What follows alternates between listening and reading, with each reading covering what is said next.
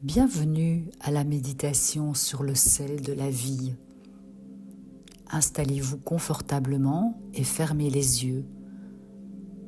Commencez à ressentir le flux et le reflux de votre respiration lente et profonde. À chaque inspiration, vous vous sentez de plus en plus détendu. Ne croisez aucun membre, ni vos jambes, ni vos bras. Essayez de vous détendre de plus en plus. Ressentez votre corps qui devient de plus en plus lourd. Commencez à faire le scan des parties de votre corps qui pourraient être tendues. Votre visage d'abord, vos yeux, votre bouche et vos lèvres se détendent. Ils ne sont ni pincés ni crispés. Votre mâchoire se laisse aller. Votre nuque, votre cou. Nous arrivons à la cage thoracique.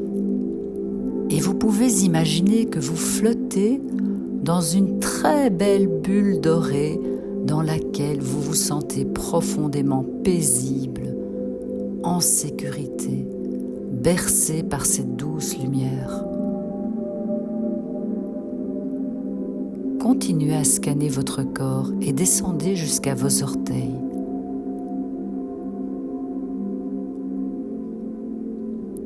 Vous êtes maintenant parfaitement détendu. Et dans cette relaxation parfaite, vous visualisez la vie. La vie est un perpétuel mouvement. C'est pourquoi les êtres humains doivent être aussi en mouvement et regarder toujours vers l'avant. Ceux qui refusent d'avancer régressent. Ils perdent leur lumière. Ils perdent le souvenir de l'empreinte divine inscrite en eux. Ils retournent vers l'inconscience de la pierre, qui n'est rien d'autre qu'une conscience endormie. Et toutes leurs manifestations sont alors l'expression de cette vie pétrifiée. C'est de ces êtres que parle Jésus quand il dit « Si le sel perd sa saveur, il ne sert qu'à être jeté dehors et foulé aux pieds par les hommes. » Symboliquement, le dehors, c'est la matière. Le dedans, c'est l'esprit. Malgré leur apparence humaine, combien de créatures restent intérieurement semblables aux pierres? Elles sont, comme elles, incapables de se mouvoir. Il faut sans cesse les pousser pour qu'elles changent de place. Mais un jour, la vie, les événements, cassent ces pierres à grands coups de marteau pour en faire des routes, des ponts, des murs. Ce ne sont là que des images, mais elles reflètent une réalité. Il arrive parfois qu'un événement brutal, comme un licenciement, une maladie, un deuil, déboule dans notre vie. Ces événements arrivent comme des détonateurs pour nous faire comprendre qu'il y a quelque chose à changer dans nos vies. Heureusement, il ne faut pas toujours en arriver là. Prendre conscience de notre sel intérieur, de notre esprit, nous permettra justement de développer ces qualités de conscience. Nous sommes gouvernés par une impulsion à l'évolution qui nous pousse à croître et à progresser, à dépasser les limites personnelles que nous avons. Cette impulsion dirige notre état général de manière automatique et se manifeste dans tous les organes et toutes les cellules de notre corps. Le message le plus positif que nous pouvons envoyer quotidiennement à nos cellules est de s'aligner à l'équilibre, prendre le temps d'accéder à la tranquillité chaque jour et garantir à notre corps un juste repos nous aide à préserver l'équilibre qu'il nécessite. Nous avons aussi besoin de faire du mouvement, aussi bien au niveau mental que physique. L'entraînement physique est un moyen de dompter notre inertie physique. Alimenter notre passion pour la vie permet de contrôler l'inertie mentale. Plus que tout, la conscience de soi-même transmet au système corps-esprit la capacité de se dynamiser, car la conscience de soi donne de l'espace pour la spontanéité, la liberté exquise de tout ce qui arrive de façon inattendue. Essayez d'accueillir la spontanéité dans votre vie chaque jour. Permettez-vous de chercher et de trouver quelque chose qui vous intéresse et qui vous passionne vraiment. Cela permettra une profonde guérison. En vous consacrant à ces activités, vous aurez accès à une santé parfaite. Durant les 5 prochaines minutes, laissez-vous imprégner par ce message. Ne vous souciez pas du temps, je le gère pour vous.